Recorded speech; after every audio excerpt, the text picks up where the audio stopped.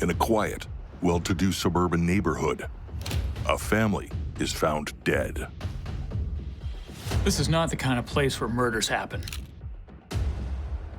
Neighbors have noticed lights burning day and night in the three-story Victorian mansion for the past month, but there's no sign anyone is home.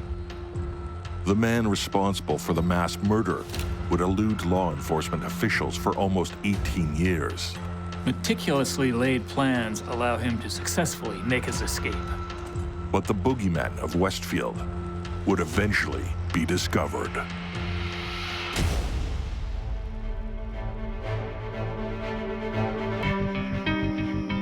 The unsolved ones, we have to stand up and approach these cases in a way outside the box.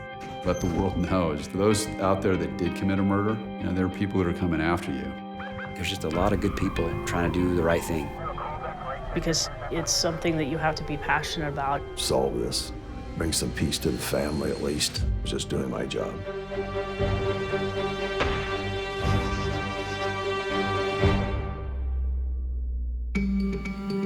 At 10:10 p.m. on the night of Wednesday, December 7th, 1971, police in Westfield, New Jersey, receive a call from a woman on Hillside Avenue. She hasn't seen any members of the family or any activity at the house for a few weeks.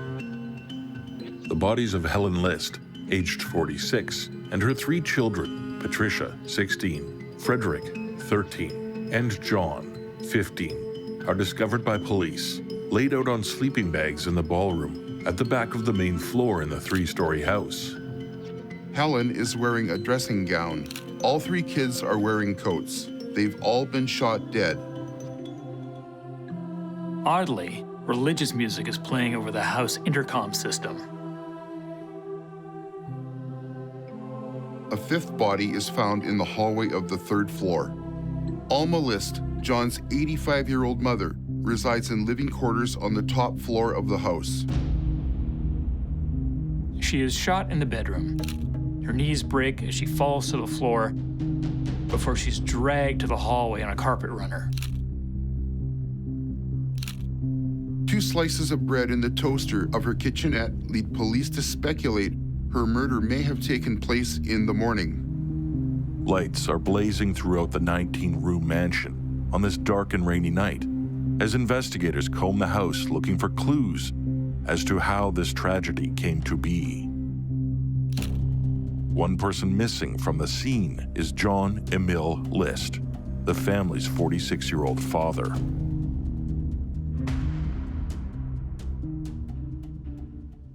In a filing cabinet, police find 2 guns and a 5-page letter, handwritten on yellow-lined paper. It's addressed to the pastor of the Lutheran church the family belongs to. The letter to Reverend Rowinkel is confessional. It leaves no doubt to the fact that it's List's family laying on the floor in the ballroom.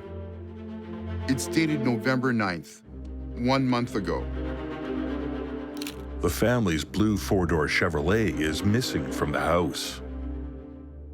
A 50-state alarm is issued, citing John Emil List as wanted for mass murder.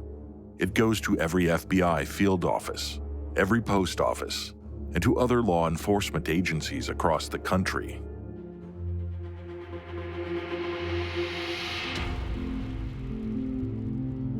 The investigation begins. Police interview relatives, friends, teachers, and neighbors. A portrait emerges of a family that has remained aloof from neighbors during the 5 years they have lived in the big white house with green shutters. John List was known to get irritable around small children and dogs. One neighbor recalls taking a pie to the house as a welcome gesture when the family moved in, only to be told by John, "We are not a friendly people, and we do not like to get involved with neighbors socially." John List. But a physician who lives next door to the Lists thinks the family seemed normal in a neighborhood where executives can move in and out without making friends. He recalls List playing baseball with the boys in the backyard and driving them to Little League games. To the neighbors, Helen List is the most mysterious member of the family. Someone who's rarely, if ever, seen outside. Someone who's been deemed an extreme recluse. The neighbor across the street tells police that she hadn't seen Helen since the family moved in 5 years earlier. While the List's neighbors may have varying views about the family, they would likely all agree on one thing: nobody really knew them very well. The List children are popular and active in youth groups. 16-year-old Patricia attends Westfield High School, where she's a keen participant in drama productions and has had starring roles in school plays. But Pat, as she's known to her friends, is frequently absent from school. They've heard it's because her mother wants her to cook at home. They'd hear stories about Helen, but never from Patricia herself, who would become silent when asked about her parents. Her brothers, Frederick and John, attend Roosevelt Junior High. It's across the street from Redeemer Lutheran Church, the church the family goes to. The church is the center of their social lives. John List taught Sunday school there.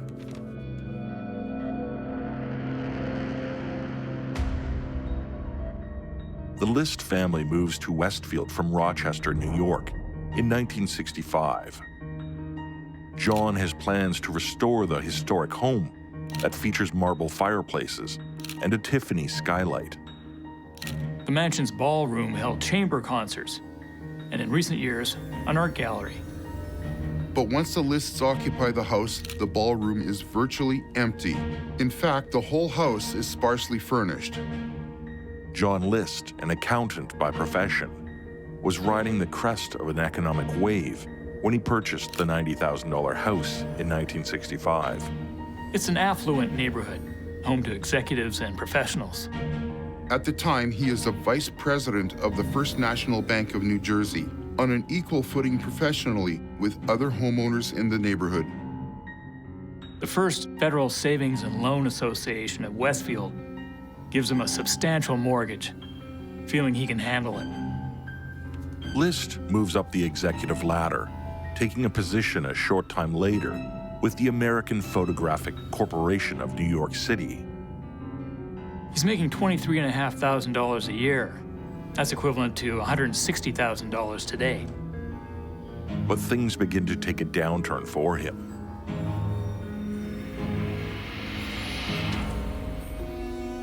The economy takes a nosedive, and Helen has a nervous breakdown that requires expensive treatment at Columbia Presbyterian Hospital in New York City. List finds he needs a second and then a third mortgage on the house to put food on the table and keep up with all the bills.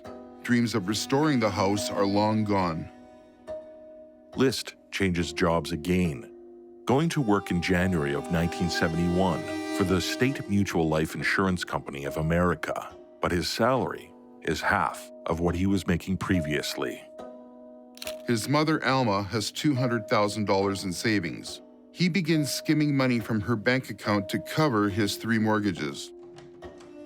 $200,000 is a lot of money in 1971, close to $1.5 million today.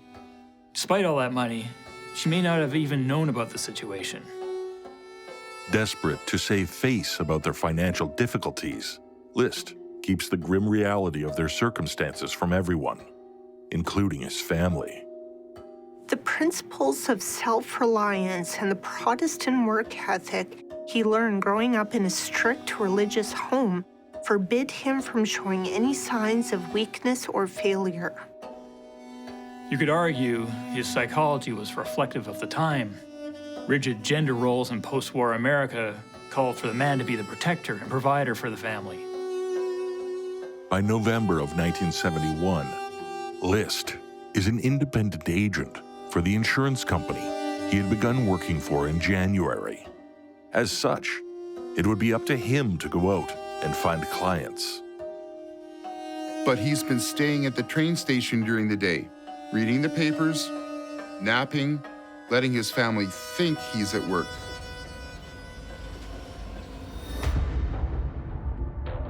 His desperate plan to resolve the financial straitjacket he's in is revealed in the letter he left for Eugene Rehwinkel. In it, List explains how he feels it would be better to send his family to heaven than to see them face the social disgrace of bankruptcy or having to go on welfare. The letter details other reasons that have contributed to his decision to murder his family. He believes they were slipping away from their Christian roots. He's worried about Patricia's growing interest in becoming an actress, a profession he considers immoral. And Helen has stopped going to church some time ago. His thinking is that by killing them now, he will send them to heaven and save them from making further mistakes and possibly going to hell. 5 days before he shoots them, ironically, he asks his family what they think should be done with their bodies after they die. This would indicate the murders were premeditated, that John List was planning them. He didn't just lose it the day he shot each member of his family.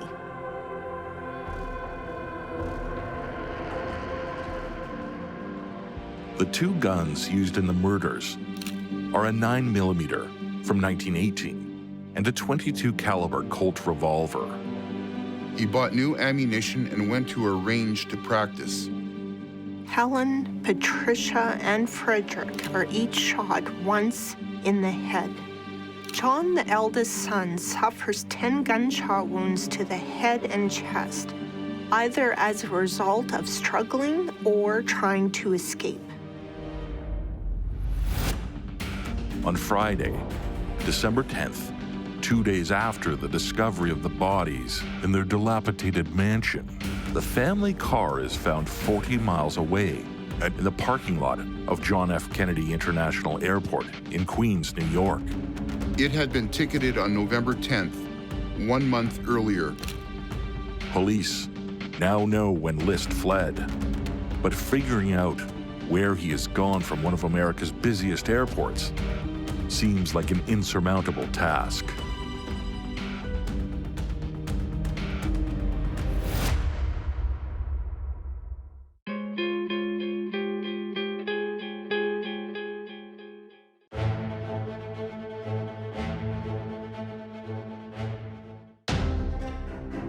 On the night of December 7th, 1971, acting on a tip from neighbors, police enter a residence on Hillside Avenue in Westview, New Jersey. They discover the decomposing bodies of 4 people who have been dead for approximately 1 month.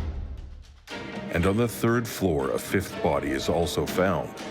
A letter left behind by the father of the family, John Emil List, explains why he killed his wife, mother, and 3 teenage children. A religious man, he addresses the confessional note to the pastor of the Lutheran Church where he teaches Sunday school. With the juxtaposition of List's strange moral convictions and the murder of his family, the police have a deeply perplexing case on their hands.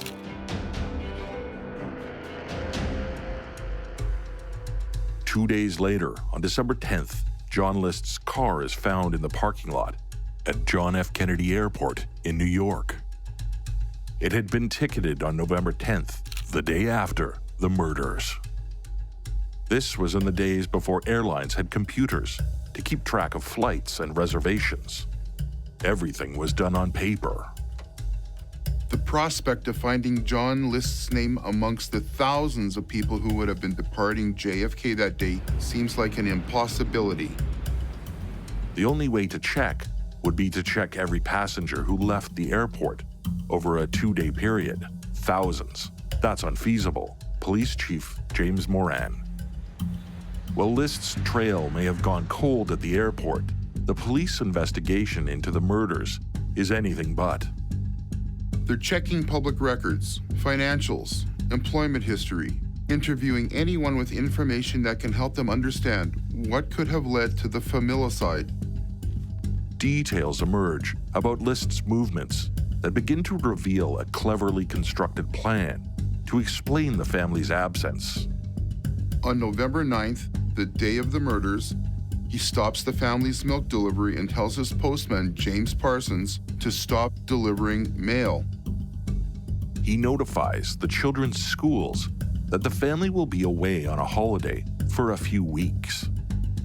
List makes a call to Patricia's drama teacher, Mrs. Barbara Sheridan, telling her he's just put his wife and 3 children on a plane to North Carolina to visit his sick mother-in-law there, and that Patricia will miss the rehearsal in 2 days' time.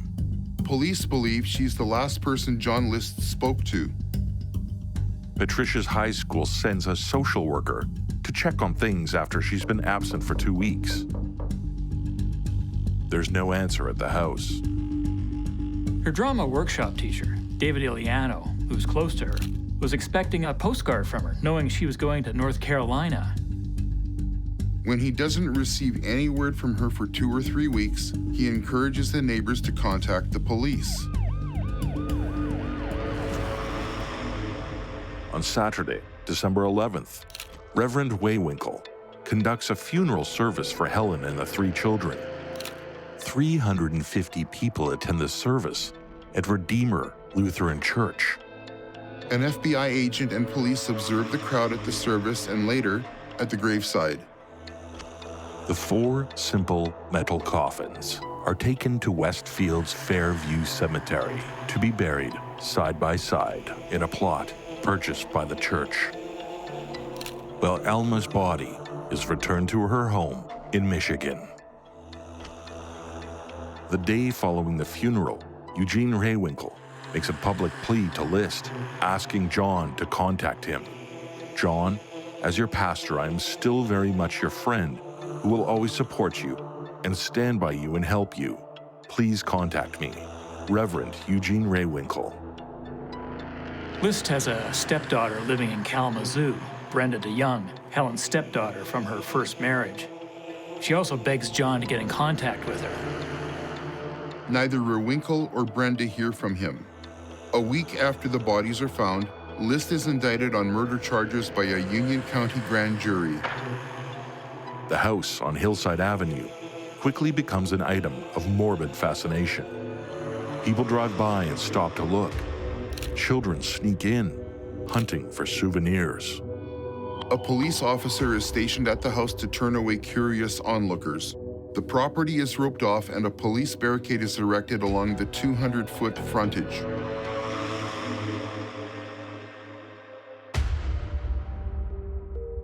John Emil List was born in 1925 into a German Lutheran family that had settled in Frankenmuth, Michigan in the late 1880s. He is the only child of Alma and John Frederick List. His mother is domineering and overprotective of her son. John is indoctrinated with the principles of his parents' faith from a young age. In 1943, just before he turns 18, he joins the Army for the duration of World War II and serves as a second lieutenant. Afterwards, he earns a bachelor's degree in business administration and a master's in accounting from the University of Michigan in Ann Arbor. List meets Helen Morris Taylor, a widow who has recently lost her husband in the war and who has a young daughter named Brenda. John is serving in the Korean War when he and Helen marry on December 1st, 1951. When the war ends 2 years later, John goes to work as an executive accountant. He and Helen start a family. But the marriage isn't a happy one. Helen drinks and appears overwhelmed by the responsibility of caring for 3 young children. There's a secret behind Helen's increasingly erratic behavior. In 1947, she contracted syphilis from her first husband. She never tells John. Helen is hospitalized in Walter Reed Hospital for 6 months during 1947 and 1948. Doctors inject her with malaria, an accepted military treatment for syphilis. The idea was that malaria would kill the syphilis spirochete. It didn't. The malaria ran its course, but the syphilis spread throughout her body. Although it becomes dormant and Helen is no longer contagious, it can still damage her internal organs, Eventually, it would affect her brain. List has no idea of Helen's medical condition when he marries her in 1951, or her reason for insisting they marry in Baltimore. It's a deliberate ploy on her part. Most states at the time required a premarital syphilis test. Maryland didn't. She manages to keep her condition a secret for 22 years until 1969, when doctors finally discovered the reason behind her deteriorating health. By the time the family moves to Westfield in 1965, her syphilis is in the tertiary stage, and she's blind in her right eye.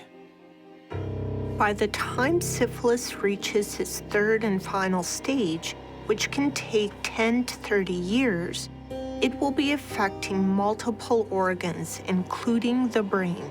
It can cause dementia, paralysis, and even death. It's little wonder that the neighbors never saw her or that she never attended church with John. But in fact, Helen had never shared John's devotion to the church. His mother, Alma, had always considered her an unfit wife for her son. There was no love between Helen and her mother-in-law. Alma's presence in the Westfield house would have done nothing to help family dynamics. By late 1971, failing financially and professionally, it has all just become too much for List. On Tuesday, the 9th of November, John List decides to send the whole family to heaven before things can get any worse.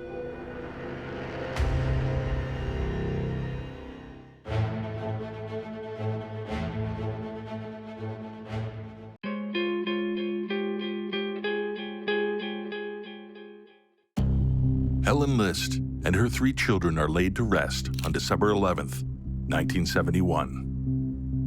1 month and 4 days after her husband, John List, shot each of them and dragged their bodies into the ballroom of their deteriorating mansion.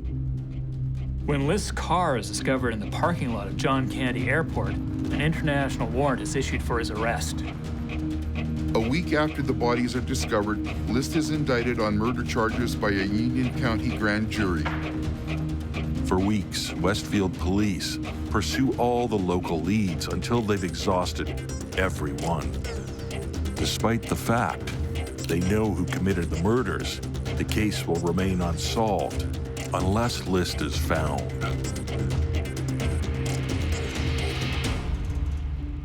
The FBI have joined the investigation.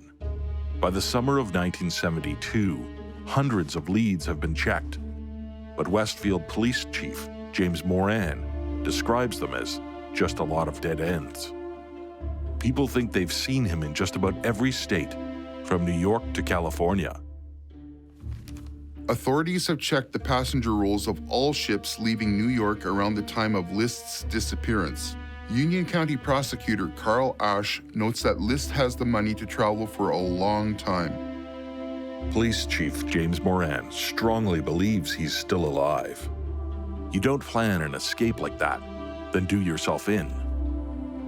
In spite of the time that has lapsed since the investigation began, Moran is convinced that List will eventually be captured.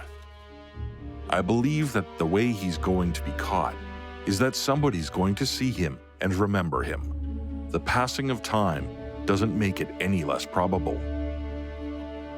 Assistant County Prosecutor Michael Mitzner is less optimistic. As time passes, the general public forgets what he looks like, and he has more time to cover his tracks.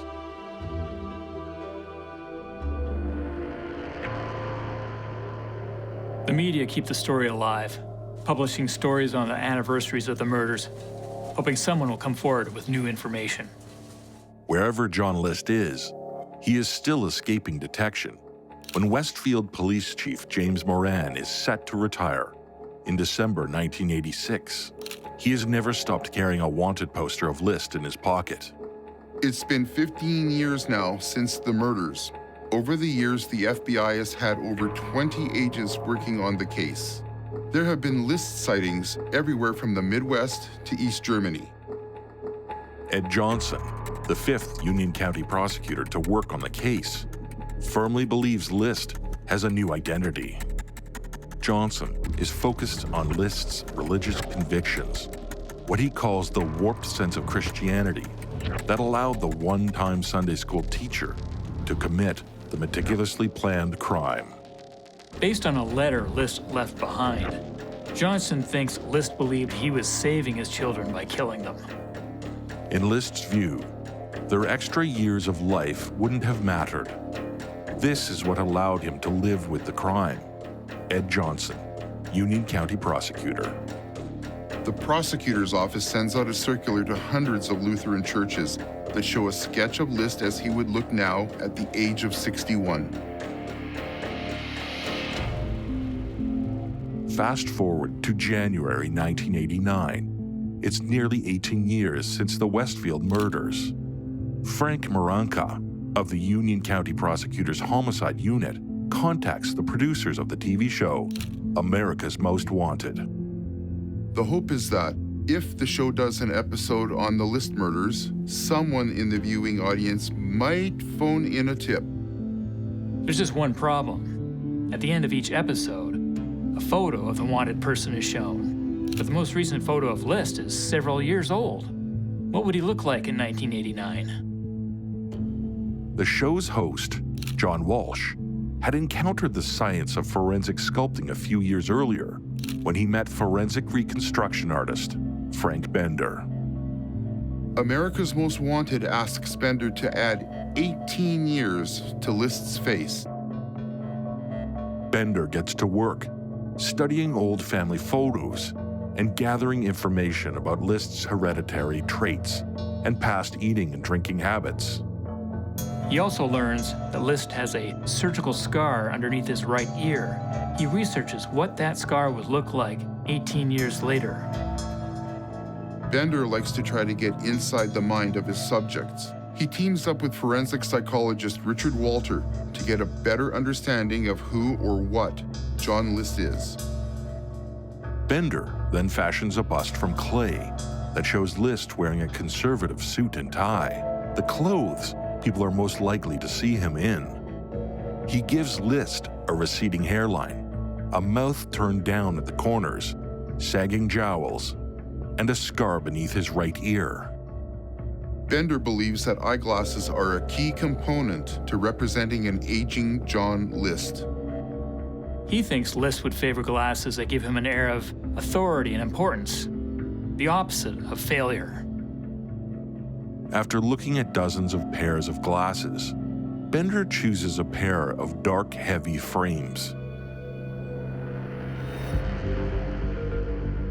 His sculpture of List is seen by 22 million people on the Sunday, May 21st broadcast of America's Most Wanted. The result is uncanny. Bender's sculpture is a phenomenal representation of an aging John List. Studio's phone bank receives 125 calls within 2 hours. Westfield Police Detective Lieutenant Bernard Tracy, who helped America's Most Wanted develop and film the episode, is present in the TV studio on the night. He believes there's only one call that really counts. Detective Lieutenant Bernard Tracy. In Aurora, Colorado, 15 miles east of Denver, Wanda Flannery and her daughter watch the broadcast. She asks her son-in-law to call the televised number for reporting tips. She has some information for them about a man named Robert Clark.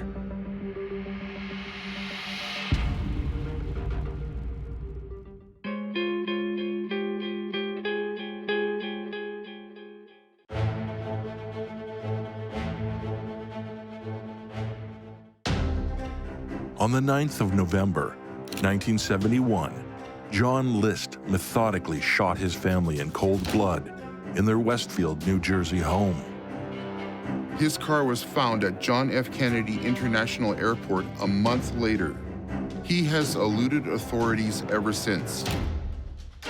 On the evening of Sunday, May 21st, 1989, 22 million television viewers watched the story of the List murders on America's Most Wanted. A bust created by forensic sculptor Frank Bender is featured on the program, showing John List as how he might look in his mid-60s. Wanda Flannery in Aurora, Colorado, recognizes the man who used to be her neighbor. He was an accountant and a churchgoer, and married to her friend Dolores. His name was Robert Clark.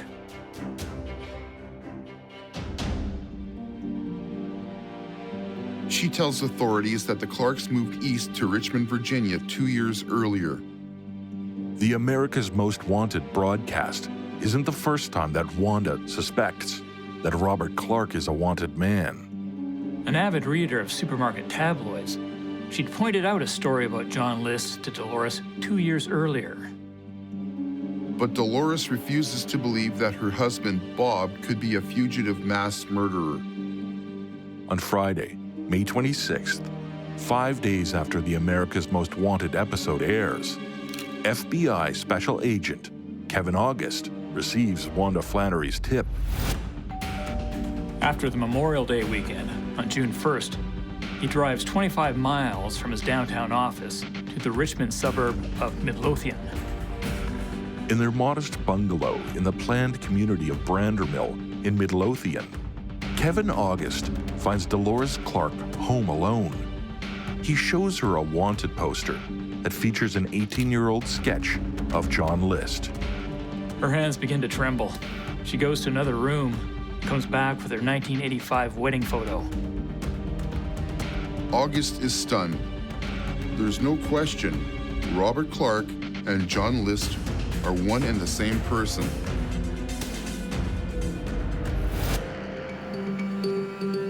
On November 10th, 1971, List walks away from the carnage in his 19-room mansion and drives to John F. Kennedy International Airport, where he leaves his car and takes a bus into New York City. He then travels overland to Denver, Colorado, surfacing there in 1973 as Robert Peter Clark. He gets a new social security number. He finds a job as a fry cook at a hotel and gets a job as an accountant at H&R Block. All the while, he remains active in the Lutheran Church, joining a congregation. In 1977, List, as Robert P. Clark, meets a widow named Dolores Miller at a church function. He marries her in 1985, and they remain in Colorado until February 1988, when they move to Richmond, Virginia. On June 1st, 1989, 9 days after the America's Most Wanted episode airs, FBI agents walk into the Richmond accounting firm where Robert Clark works. He refuses to acknowledge he is John List. Nevertheless, he goes quietly with the agents. Amazingly, the glasses he's wearing are virtually identical to the ones forensic sculptor Frank Bender chose for his bust of List. At the police station, fingerprinting confirms that Robert Clark and John List are the same person. And Clark has a scar below his right ear. Clark's prints match those on a gun permit application List had filled out a month before the murders. A month after his arrest, List is transported from Virginia back to New Jersey. Still refusing to identify himself as John List, he signs the extradition document as Robert Clark.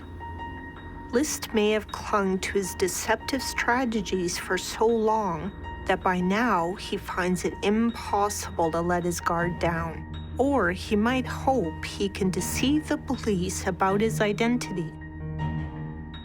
On July 9th, 1989, John List is arraigned in a New Jersey courtroom for the murders of his mother, his wife, and his 3 children. He pleads not guilty. His bail is set at $5 million. His trial date is set for December 4th. He's incarcerated in Union County Jail in Elizabeth, New Jersey, a few towns east of Westfield, while he awaits the start of his trial. Sometime after his arrest, List is examined by psychiatrist Dr. Stephen Simmering. Simmering reported that List showed no evidence of anything that approached genuine remorse. He's a cold, cold man, psychiatrist Dr. Stephen Simmering. At the pre-trial hearing List's letter to Pastor Raywinkle is released after the Superior Court judge allows it as evidence, denying a motion by the defense that the document is protected by the priest-penitent privilege. The whole story is about to become public.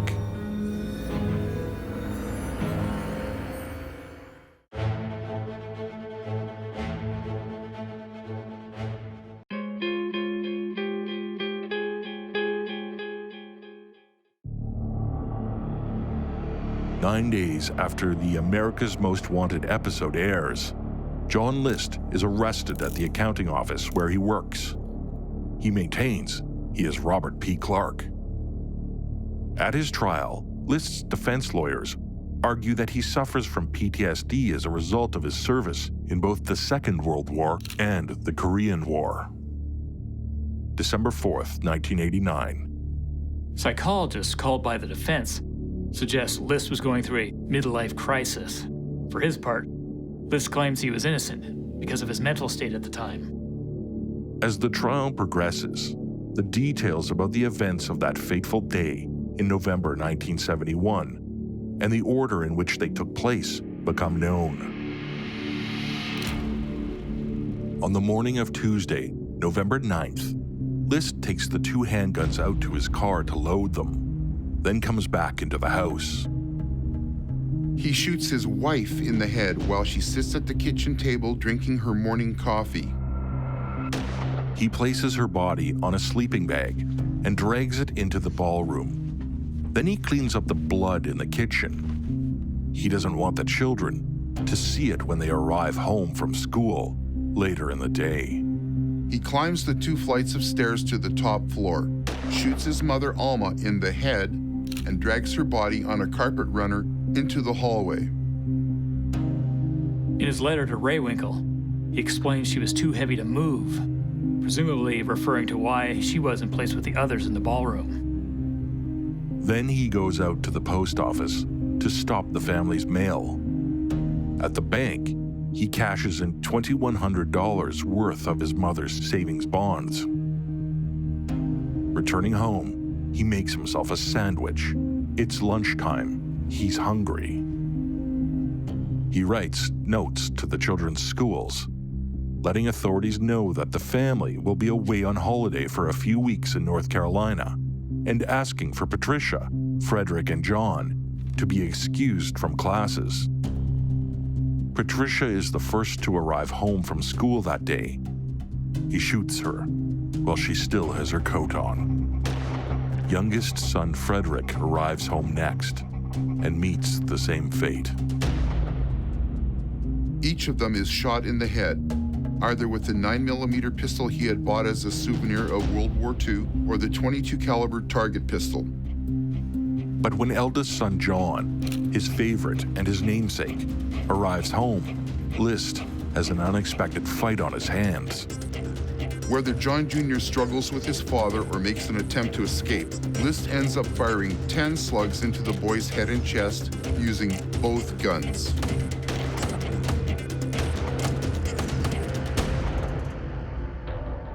As evening approaches, John List sits at the desk, composing a 5-page letter to the pastor of his church, the one man whom he feels would be able to understand his plight. As a confessional document, List needs to get his thoughts down on paper.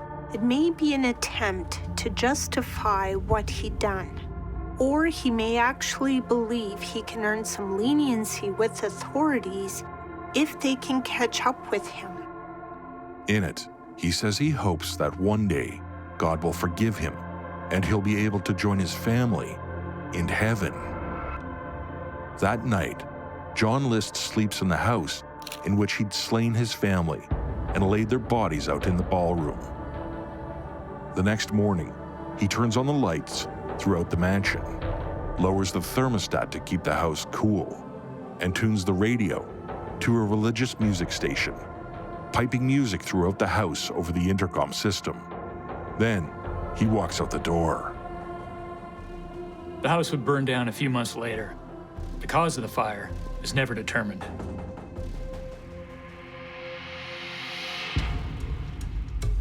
At his sentencing hearing, List denies direct responsibility for his actions, telling the court, "I feel that because of my mental state at the time, I was unaccountable for what happened." The judge is not persuaded, saying John Emil List is without remorse and without honor. He hands down the maximum allowed penalty, 5 terms of life imprisonment to be served consecutively. In 2002, List gives newswoman Connie Chung a lengthy interview from New Jersey State Prison, where he is serving his time. He is 76 years old.